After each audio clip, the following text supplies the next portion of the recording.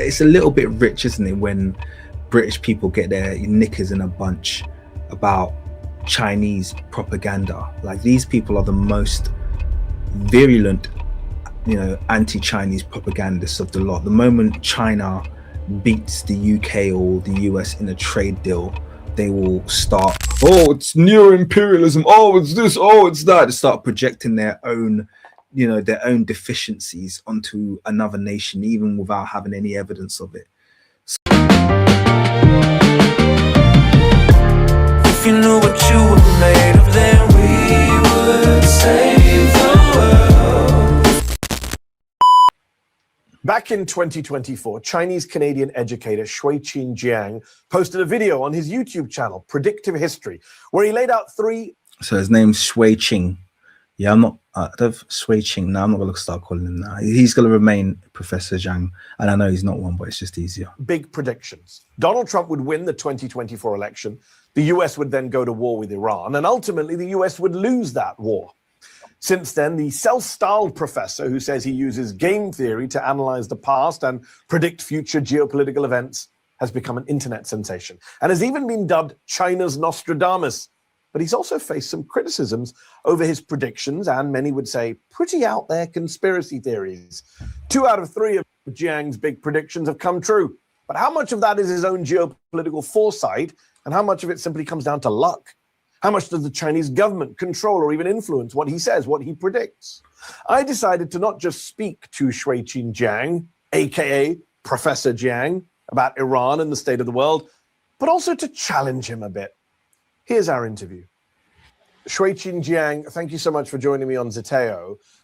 You have said you use game theory to predict future geopolitical events. For those who have never heard of game theory, please do explain what it is and how it helps you explain what's happening with Donald Trump and with Iran in particular. Right. So game theory applied to geopolitics. So I think Mehdi are even asking that initial question as a little bit of a trip up, because if Mehdi's anything like me, when I first heard him say that he uses game theory, I kind of thought this is a loose interpretation of game theory, at least from what I know about game theory being something that's a little bit more, there's a little bit more of an application of mathematics. So yes, the overriding idea is that, you essentially look at the different entities within a situation as players within a game, but then there is the mathematical aspect where essentially the moves that are being made should be calculable based on a framework or a structure that you place around that game. So I kind of feel like Mehdi might be asking him this to trip him up, but that's just my interpretation. Politics means that we see each individual nation state as a player in a zero-sum game to maximize its individual interests. And so each player would have its own characteristics, its own strengths, and it would adopt a optimal strategy in order to win the zero-sum game. So how does that apply in the Middle East right now? Right. So United States is attacking Iran, and these two nation states have different strengths and weaknesses. So America has the world's greatest military. It has aerial supremacy. It has tremendous technology. It has unlimited funding. And so Iran is adopting an asymmetrical strategy of holding the global economy hostage, meaning that rather than attacking the United States directly, which you cannot defeat directly, it is instead controlling the Strait of Hormuz, which is strangling the global economy, and it's attacking the GCC nations, the infrastructure of the GCC nations, in order to force Trump into the negotiating table. So that is the asymmetrical warfare of Iran.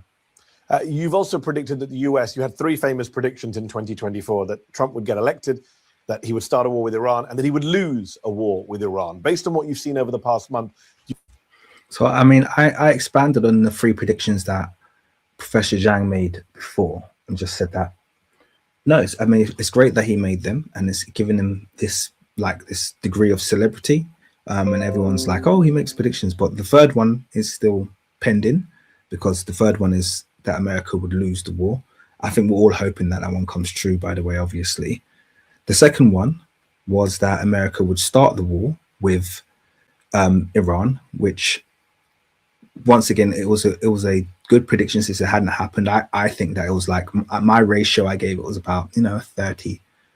There was a 30% chance that if you asked anyone, I think yeah, 1 in 3 people would have said America's going to start a war with Iran, and I think the other remaining would say no, there's not going to be a war with Iran. So I gave him 30% on that, and then Trump winning the election, that was straight up 50-50.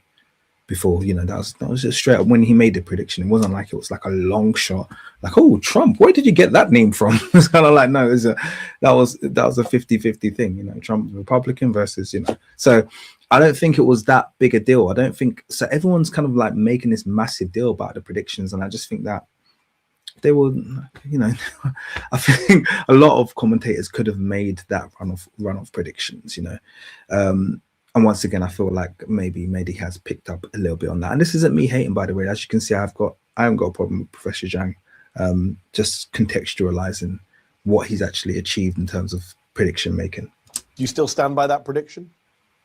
Yes, I do. I think that after a month, I think that Iran clearly has the strategic advantage. What I mean by that is that Iran is very clearly able to articulate its military objectives, and it has a very clear strategy of how to obtain these military objectives, and it is working very hard and very meticulously to obtain these objectives.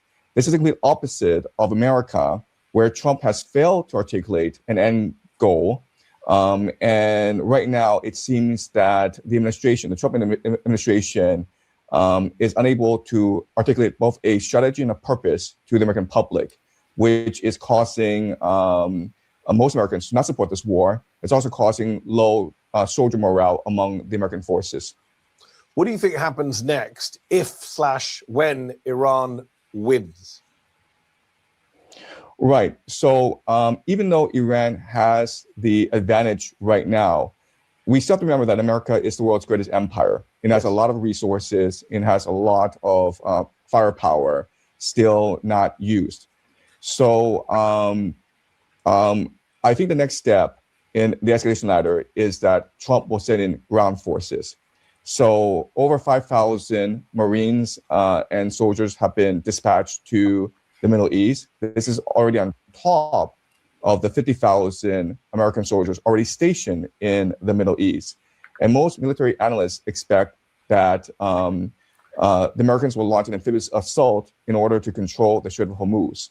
Now, there are several options available to the Americans in order to control the Strait of Hormuz. The first option is to control Karg Island, which is the oil depot of the Iranians. 90% of Iranians' oil exports depart from Karg Island. Then you have Qasim Island, which is just opposite the Strait of Hormuz. And then there's a naval base further down the coastline. And so these are the 3 options that the Americans have. And it is unclear which option the Americans will ultimately choose. But given the track record of the Marines, we can expect the Marines to have an early success. The problem with the strategy and the problem with America's overall strategy is what happens next? How do you maintain control? I always find it, I'm not going to say bizarre, but slightly amusing when outside analysts, essentially just like, this is probably the perfect time to use the phrase keyboard warrior. And let me land.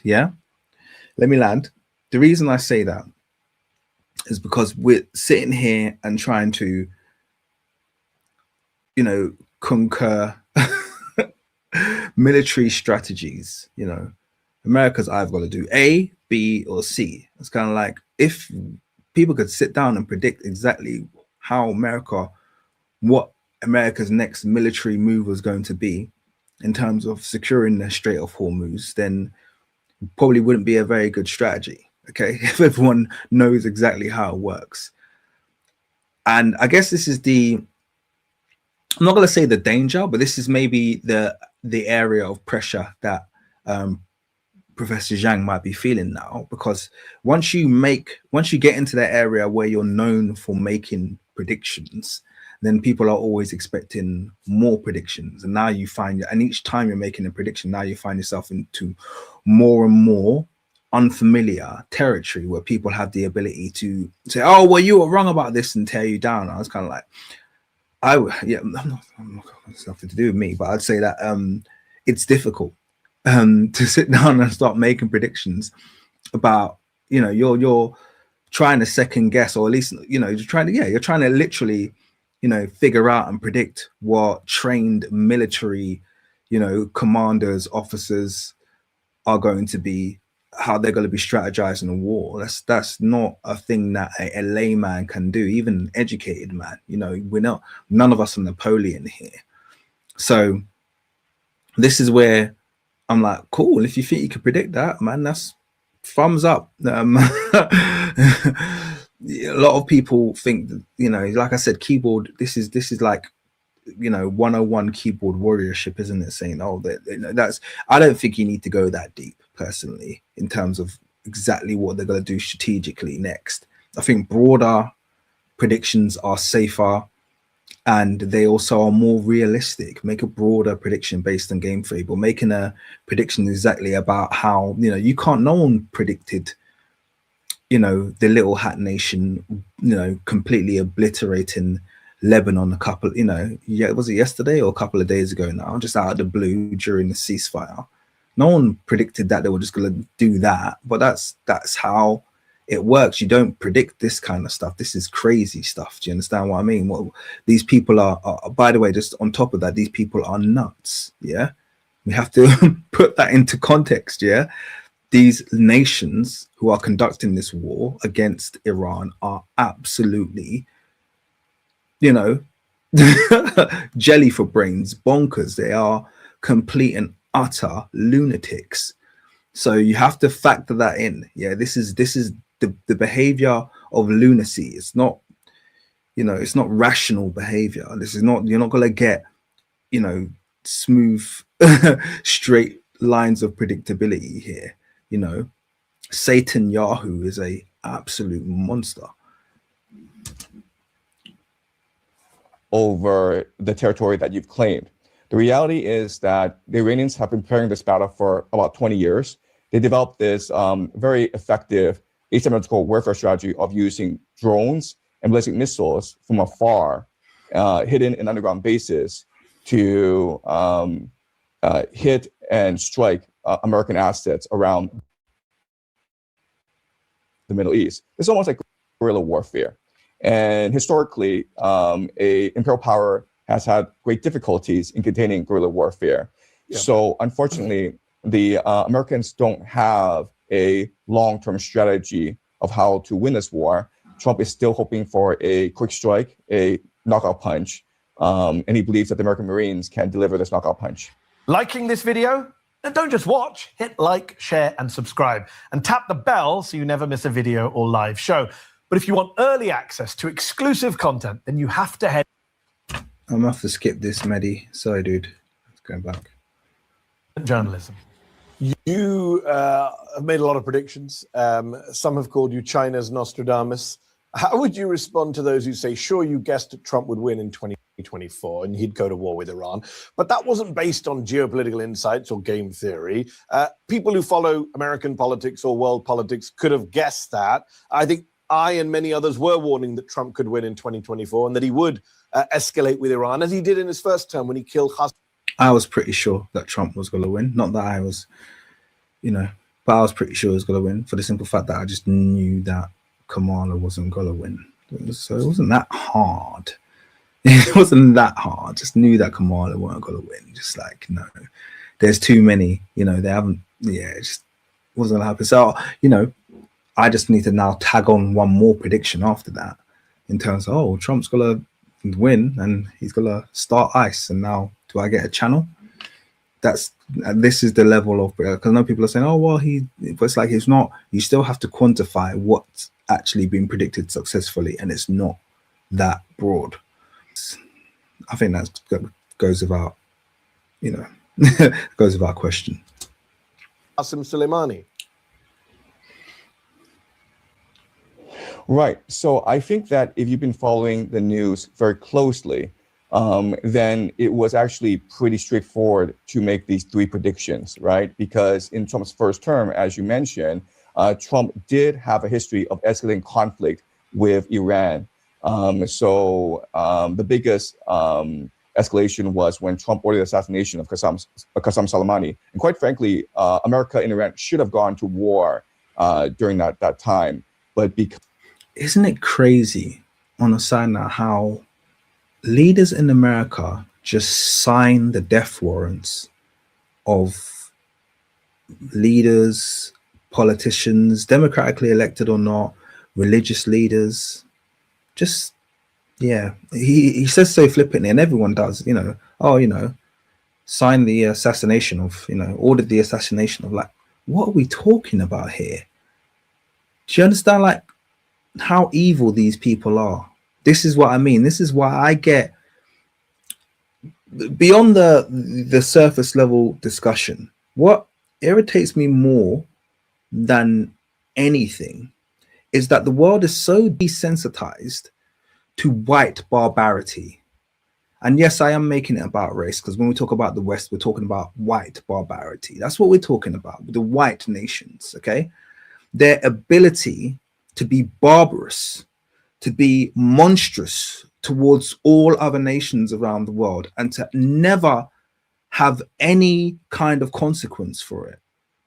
As long as a white man is killing someone darker than him, no one cares. As long as he's invading a nation of people that are darker than him, no one cares. As long as he's assassinating a leader, changing the leadership structure, putting in a puppet, someone who was born, bred, and educated in their nation, they'll take that person and they will insert them as a ruler.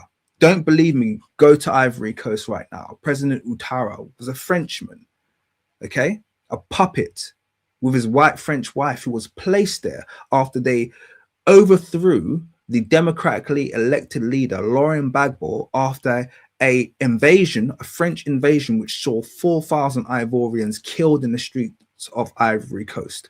And this media that we cover that loves to turn around and go, oh, this person's racist, didn't even cover it, didn't even mention it. Most people in the West didn't even know that this regime change occurred in the Ivory Coast under the auspices of the French. Because white barbarity has no accountability. White men are not accountable to anyone. And if the Epstein trials didn't show you that, I don't know what will. They're not accountable to anyone. They literally go around the world doing whatever they can or whatever they want. And then the worst thing about it is, at the end of it all, they play victim more than any other group, any other ethnic group. We actual victims of their barbarity have learned to live with them so much and to barely complain. They complain about everything. Literally. Oh, we're being persecuted. Oh, it's like, do you not live in the same world? When was the last time a brown population killed 1 million white people? When was the last time a black population decided it didn't like the ruler of a white nation and had them assassinated? When was the last time a brown, black, or yellow population turned around and said, we want regime change there, so we're going to wipe out half of their nation? When was the last time a brown, black, or yellow population turned around and said, you know what, we don't like this European nation, so we're going to give guns, bombs, everything. We're going to militarily arm their most problematic dissident population so they can rise up and overthrow their government.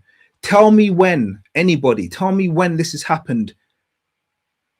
Tell me when the last time this has happened in recorded history. The desensitization that we have across this world to white barbarity is the single biggest problem that we face.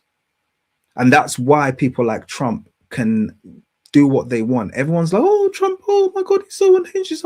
Trump is a result of the world that you guys allowed him to spawn into. This is what you get. He is the consequence of unbridled, unrestricted white male exuberance. White men just doing whatever they want, whenever they want, to whomever they want, for the history of mankind. Yeah, that's what you get. You get Trumps at the end of that. And white men will still find a way of blaming those actions and blaming the consequences of this monster on everybody else. They'll still find a way. Okay. They're doing it right now. Trump's screwing up the economy, making everyone starting new wars, this, that, and the other. Whose fault is it? It's the immigrants. It's the immigrants' fault. Get the immigrants out, and then we'll be able to live, making America great again. Then we'll be able to live like it was the good old days. Uncontrolled, unbridled barbarism. Because of the escalation efforts on both sides, we prevented World War III during that time. But Trump was under tremendous pressure from his allies and from his donors to start a conflict in the Middle East. So if Trump had won a second term, then he would have started the conflict. I was pretty confident that he would start the conflict if he had won in 2020. But fortunately, he lost. And so that question then was, what is the likelihood that he would get a second term? Would he win in 2024? And then as I watched the news, it seemed pretty obvious to me that the Democrats were hopeless, that they were not delivering on the promises, that there were a lot of issues. For example, what was happening in Gaza, the war in Ukraine, that was making American voters disillusioned with the Democratic establishment. And so I thought that Trump would have a very good chance of winning in 2024. And if he won in 2024, I think there's a very strong likelihood that he would attack Iran. And so all three predictions have panned out. Just on your... Well, two of the three predictions have panned out, because the third one still hasn't panned out, which is the loss of the war. Once again, rooting for him to be right, but hasn't quite delivered yet. Predictions. I just want to be clear here. Nikki Haley was key to your prediction about Iran. You said Trump would pick her as his running mate, and as vice president, she would pressure Trump into war with Iran. She's a notorious hawk. But he didn't pick her. And his current vice president, J.D. Vance, is widely seen as a skeptic of this war. So you admit you got that wrong? Yes, absolutely. So so I was thinking of what Trump's electoral strategy would be in 2024. And I think that if he picked Nikki Haley, this would be a tremendous boost to his campaign, because Nikki Haley would be very popular among neocons in Washington, D.C. She would also be very popular among suburban white women. That was key to Biden's victory in 2020. So I made the prediction that he would pick Nikki Haley. But at the same time, I was not completely sure about it, because I also felt that J.D. Vance also had a good opportunity to be selected. And I also said during my lecture, making the prediction that Nikki Haley would be his running mate, that depending on whether or not he picked Nikki Haley or J.D. Vance, this would determine how we can foresee or understand Trump's second term. And so, well, shout out to him if he did narrow it down to the two. That takes a degree of expertise. So even though he got the Nikki Haley one wrong, and some people would say that that's an invalidation of his predictions, I won't. I will say the fact that he also narrowed J.D. Vance down. Yeah, well done, fair play. If he had picked Nikki Haley, then he would have been he would have been fully committed into the neocon project of regime change throughout the Middle East, of supporting Israel, of establishing American imperial power throughout the world. He didn't pick Nikki Haley. Instead, he picked the complete opposite, who is J.D. Vance, who is America first, who has always been skeptical of American imperial overreach. But not only that, he also picked Tulsi Gabbard to be his director of national intelligence. And so these are the two major skeptics of this war in the Middle East. And what I will say about picking these two individuals is that it shows that Trump has an off-ramp strategy, where if this war goes sideways and the American public is up in arms and he's losing in the polls, then Trump may decide to pivot back to America first and have J.D. Vance and Tulsi Gabbard elevated in the administration over individuals such as Marco Rubio and Peter Hegseth. Yes. So that, yeah. I suspect he will blame Pete Hegseth if all of this Yeah. goes sideways, as it is. Where does China fall into all of this? You're a Chinese Canadian. You're based in Beijing. China clearly stands to gain from a failed U.S. war with Iran. How much of your views are reflective of China's views, the Chinese government's views, the CCP's views? Right. So the official Chinese Communist Party line is that China is committed to global peace and to global trade that benefits all. China wants a win-win globalized system in which people are trading peacefully and which everyone is committed to world peace. And so China has. See, here's the thing. When it comes to China, I don't believe him.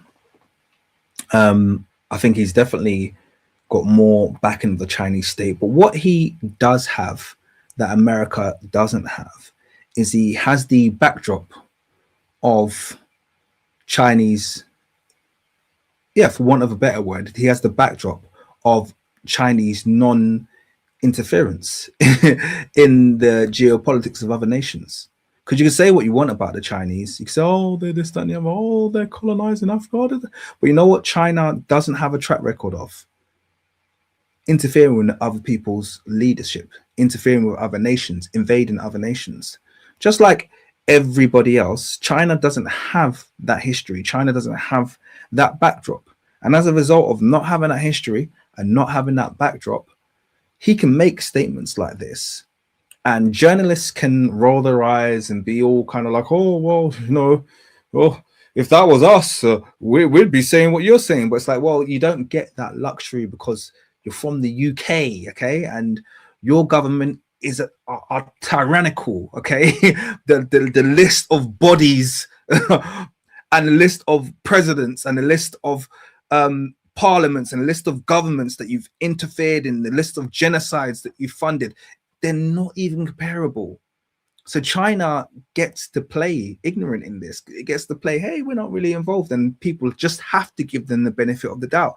You are forced to give China the benefit of the doubt because their track record speaks for them. Just like the track record of the US, UK, NATO, EU, etc. speaks for them. Their track record speaks for them. You are invaders. You are pillagers. You are barbarians. You are murderers. You are the ones who sign off on assassins. You are kidnappers. Now that's a new one that you can add to the list of heinous crimes that you guys do.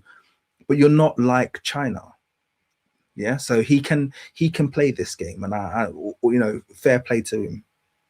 Has come out vocally criticizing both Iran and the United States. The United States for starting this war, but also Iran for attacking the GCC energy infrastructure. Remember that China relies heavily on Qatar liquefied natural gas, as is the case with other countries in Europe.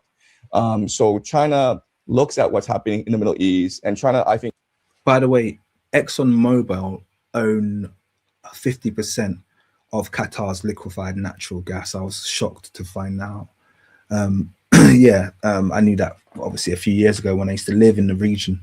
How much of the Qatari infrastructure is owned by single American organizations is actually shocking. So when you're turning around and you're looking at all of these, multiple, multi-millionaires / billionaires that these economies have produced, just bear in mind there are single organizations earning as much as the entire economies of these nations, which is a shocking thought, but it's true. 50% of Qatari liquefied natural gas is owned by ExxonMobil. Is working very hard diplomatically to come to an agreement. Unfortunately, right now, China doesn't have much leverage over either the United States or Iran. In fact, many analysts believe that this war was started in part to economically strangle China, because China depends on a lot of its economy. A lot of its economy is based on accessing cheap energy from overseas, specifically the GCC. China imports 40% of its energy needs from the GCC. And so if the GCC were to stop energy production, then the Chinese economy would be in a lot of trouble. and this would give Trump a lot of negotiating leverage over China in the upcoming talks scheduled for mid-May. And I believe that what's going to happen is that because the Chinese are extremely pragmatic and very business orientated, and I think that Trump and China will sign a landmark deal where China agrees to buy a lot of energy from North America. You're full of praise for China's role in trying to get peace in the Middle East. Here's what I don't get. You were caught filming protests by Chinese workers, famously in 2002 as a freelance journalist at the time. You were suspected by the Chinese government of spying. You were deported from China. Reporters Without Borders protested your deportation at the time. How did you get back into China? And why is it, some of your critics say, you have so little to say about China's role in all of this geopolitics? Is it because you're not allowed to currently? I think a logical person would say if everything that Mehdi Hassan just said is true, then he's learned his lesson. I don't think many people, particularly Chinese citizens, have gone up against the Chinese government and it's gone well for them. I don't know how many of you guys are familiar with the story of, is it Jack Ma, the founder of Alibaba, who became a multi-billionaire, as you can imagine, became incredibly powerful, and as a result became incredibly outspoken. Well, he disappeared. Yeah, Jack Ma disappeared. And I think he came back, but he disappeared for a long time.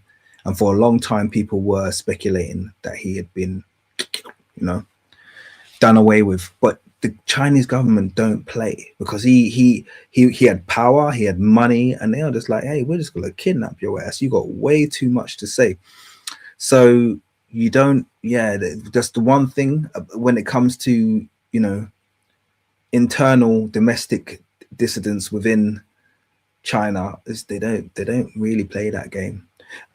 Where I guess I do like them is they do have accountability. One of the reasons why China has success in its it's kind of like neo, it's not communist, they're blatantly capitalist obviously, but they kind of have this kind of like neo-communist political structures because they have zero tolerance for corruption. Politicians who are outed as people who've committed fraud or defrauding the public in any way, shape or form, they are executed. China don't play. Yeah. So if you're someone and you have your other position of, political, political standing, and you're found to be abusing your power, for your own enrichment, they will, they'll hit you with the capital, the capital P. They don't play. They absolutely don't play. I would love to see that in the UK, by the way. I would love to see Parliament, the corruption in Parliament cleaned up. These corrupt, thieving dogs who have all British people living in abject misery, which is why they are constantly, chewing their own tail in terms of attacking the other, different groups. It's always like there's always internal infighting that has been orchestrated by the media and the government, to set people against immigrants, or set the young against the old, or to set, man against women. There's always some kind of infighting that they're funding, because what they're doing is they're busy, committing the worst fraud and defrauding and increasing the wealth gap in the UK, which has been increased artificially by corrupt governments for eons now, but certainly at least, certainly intensively in the last 30 years. That's intensified greatly in the UK, this corruption. It would be great to see some politicians get the chop. It would be awesome. I'd love to see it. Right. So when I started as a young journalist, I was subcontracted by PBS to do a documentary on China's WTO entry. And one major issue about China's WTO entry, of course, is worker rights. And at this time in China, there was a major restructuring of the state-owned enterprise system. So I was dispatched to northeastern China to film a worker protest. Unfortunately, the place was swimming with police spies. And I was arrested and interrogated for 2 days. I was held incognito for 48 hours, which is the maximum by Chinese law. And I signed a confession saying that I was a reporter and working in China illegally as a reporter, and the decision was made to deport me without charging me with any crime. And so He signed a confession. That's the guy. Like, yeah, leave this guy alone. He signed a confession, man. When there's signing of confessions, that you haven't writ. I think the technical term for that is called duress. So yeah, man, come on. He's been through the ringer in China, it sounds like. I was allowed to come back into the country, but I was. And also, it's a little bit rich, isn't it, when British people get their knickers in a bunch about Chinese propaganda. Like, these people are the most virulent, anti-Chinese propagandists of the lot. The moment China beats the UK or the US in a trade deal, they will start, oh, it's neo-imperialism, oh, it's this, oh, it's that. They start projecting their own deficiencies onto another nation, even without having any evidence of it. So it's just rich that they're always so quick. It's funny in the UK, for instance, it's like they always had this massive support for the Dalai Lama, which even when I was young, I always knew was just about attacking China. I always knew that. I was just like, oh, Burma, oh, the Dalai Lama, oh, he's this wonderful spiritual man. The Dalai Lama is a peed. Yeah, he got outed. He's disgusting. Yeah, there's a picture of him tongue wrestling a young boy. Yeah, a little boy, disgusting man. And now he's been fully outed as a what. Yeah, and he was on Epstein as well. He's Dalai Lama. This is their champion. Because the thing about the British media is they love to find someone who, the enemy of their enemy is their friend, basically. So as long as they find a group that don't like the group that they're trying to vilify, they will fund them, they will televise them, they will give them, they'll give them infamy, they'll do everything. They'll like say, yeah, have everything. Oh, we back you, What's your name again? Dalai Lama, yeah, Dalai Lama. They only do that because they hate China. That's the only reason that happened. Now, they did or didn't do their background check on this individual, because now it's like, whoop, this guy always was a piece of what, but it doesn't matter because he was the enemy of their enemy. And this is something they do in Africa, everywhere. Even like Libyan war, when they were back in Benghazi, talk to the Libyans. The Benghazites were the worst. They were the worst. They were the troublemakers of the nation. They were the foreigners. They weren't even classified as being an indigenous population in Benghazi. They were the ones looking for Arab supremacy. The rest of the Libyan population didn't even classify themselves as being Arab. But who did the UK and the US come in and fund and arm and ultimately use as their proxy to overthrow the government they didn't want? The dissidents, the people who were unhappy. This is just the way that they play ball when it comes to the rest of the world, So I'm not really here for that if you want to, I'm not like some pro-China person, but same time, I'm not really here for the anti-Chinese propaganda. I know how the West spins its crap, and I don't fall for it. Deported. So that was the story. If they suspected you of being a spy, how did they let you back in? China's not known for being that trusting.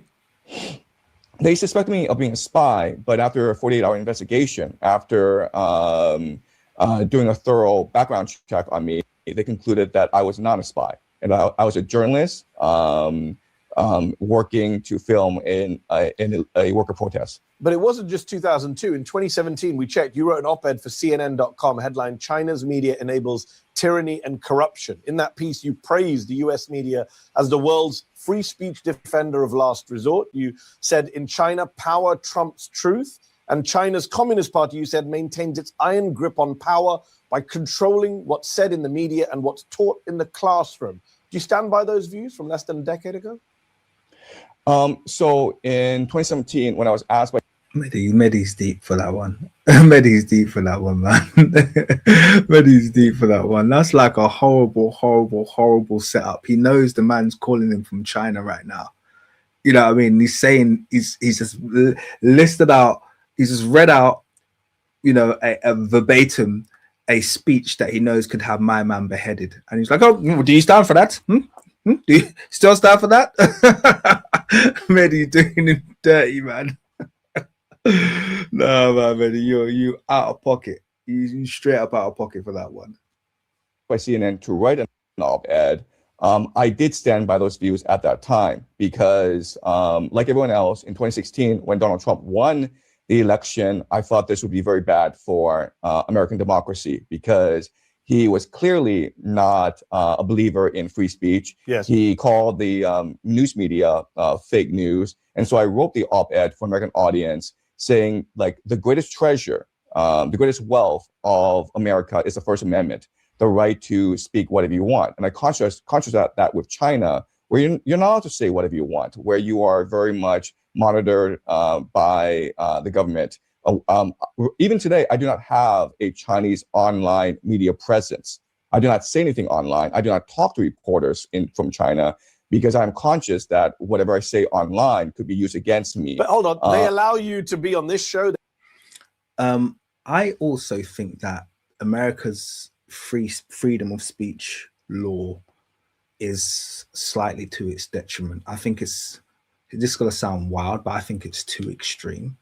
And I think, you know, it's created this culture in America where people say the most wild things, and then the excuse is, well, it's just words. It's just words, freedom of speech. And it's like people have this complete disconnect that words are what engender actions. Okay, before someone does something, before someone carries out an act of extremism or an act of violence or an act of, it always is preceded by words. Words are what cause that. Okay, every single school pure in America has been inspired by the words of hateful people.